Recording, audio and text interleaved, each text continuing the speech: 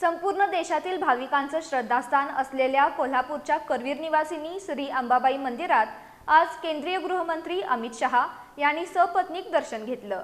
अंबाबाई मंदिर विकास आराखड्याच्या शुभारंभ कार्यक्रमापूर्वी त्यांनी पत्नी सोनल शहा यांच्यासह देवीचं दर्शन घेऊन आशीर्वाद घेतले।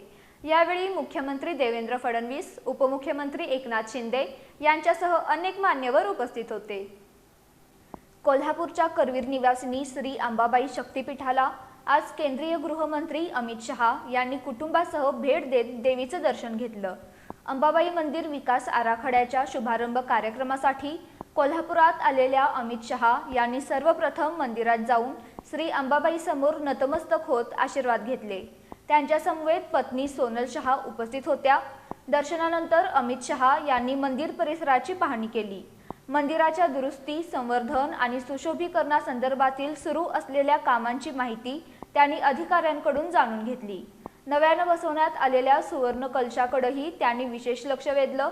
यावेळी मुख्यमंत्री देवेंद्र फडणवीस, उपमुख्यमंत्री एकनाथ शिंदे, पालकमंत्री प्रकाश आंबेडकर, उच्च आणि तंत्र शिक्षण मंत्री चंद्रकांतदादा पाटील, सांस्कृतिक कार्यमंत्री आशिष शेलार यांच्यासह अनेक मंत्री आणि मान्यवर उपस्थित होते।